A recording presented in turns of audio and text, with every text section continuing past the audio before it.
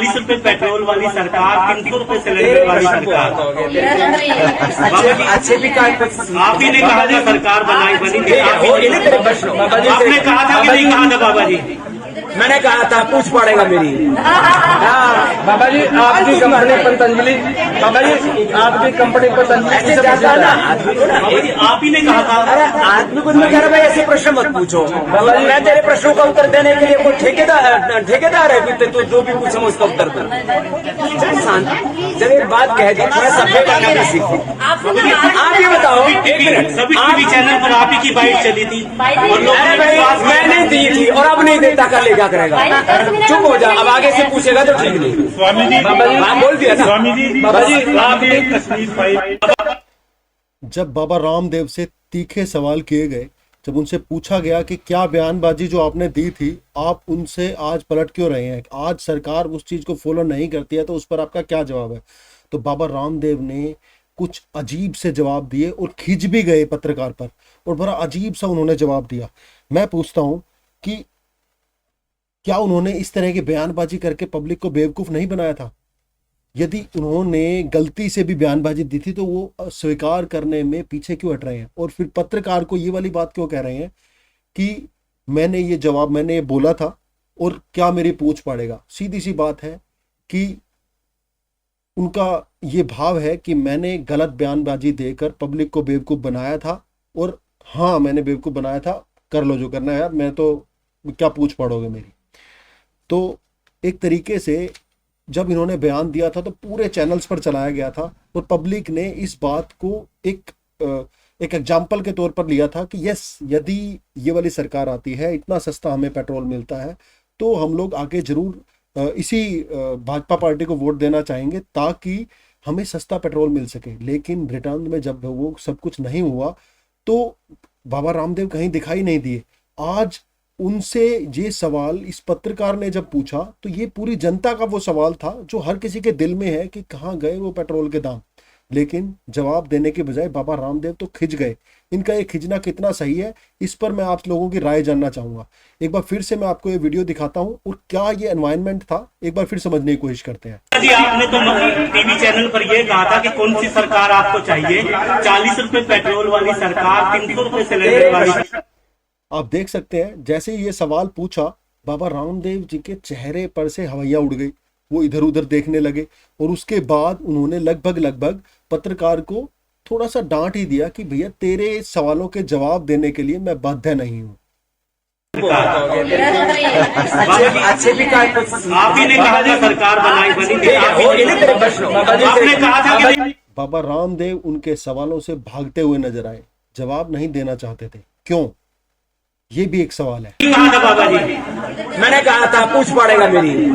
कहा था मैंने पूछ पड़ेगा मेरी, मतलब कि आज के बाद पब्लिक इन पर विश्वास करना छोड़ दे, क्योंकि हो सकता है ये कोई भी बयान इस समय इस तरीके का दें और पब्लिक उन पर विश्वास कर ले, तो ये रिटर्न में कहेंगे भैया मैंने तो कह दिया था, क्या पूछ पड़ोगे मेरी। इतनी बड़ी शख्सियत आपको पब्लिक ने ही बनाया है और आप पब्लिक को पूछ पड़ने के लिए कह रहे हैं, बड़ी अजीब सी बात है। बाबा जी आपकी कंपनी पतंजलि, बाबा जी आपकी कंपनी पतंजलि से पूछा था। आप ही ने कहा था। अरे आदमी को मैं कह रहा भाई ऐसे प्रश्न मत पूछो। बाबा रामदेव चाहते हैं कि भैया ऐसे प्रश्न मेरे से पूछो ही मत, मेरे से वो प्रश्न पूछो जिससे मेरा कद बढ़े, मेरी वाहवाही चारों तरफ हो। मैं तेरे प्रश्नों का उत्तर देने के लिए कोई ठेकेदार।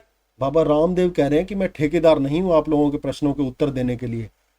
क्यों? आप बयानबाजी देने के लिए तो ठेकेदार हैं। पब्लिक ने आपको फॉलो किया, आपकी बातों को समझा, लेकिन आज जब वो चीजें रिटर्न में नहीं मिल रही हैं तो पब्लिक ये चाहती है कि आपकी अगर हमने जवाब, आपकी बात सुनकर अगर हमने वोटिंग की है, तो क्यों नहीं आप सरकार से क्वेश्चंस करते हैं कि ये रेट्स हमने एक्सपेक्ट किया था कि कम होने चाहिए, क्यों कम नहीं हुए हैं। आप पब्लिक को जवाबदेही आपकी बनती है, और आप कह रहे हैं कि आप कोई ठेकेदार हैं। यस, पब्लिक ठेकेदार है।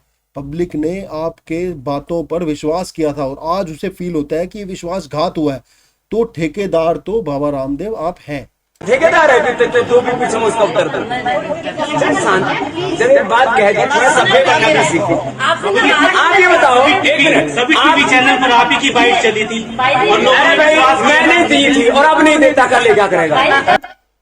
मैंने दी थी और अब नहीं देता। सीधी सी बात है, कुछ इस तरह का भाव इनका दिखाई दे रहा है कि हाँ मैंने झूठ बोला था, हाँ मैंने पब्लिक को बेवकूफ़ बनाया था, लेकिन मैं एक्सपेक्ट करता हूँ और कर लो मेरा, क्या करोगे। ऐसा प्रतीत होता है जैसे कोई हमारे समाज के अंदर कुछ कुछ जो नेगेटिव प्रवृत्ति के लोग होते हैं और वो कुछ भी उल्टा पुल्टा मार्केट जब समाज में कर देते हैं तो जाकर फिर कहते हैं कि यार कर लिया हमने तो हमारा बिगाड़ लो, क्या बिगाड़ोगे।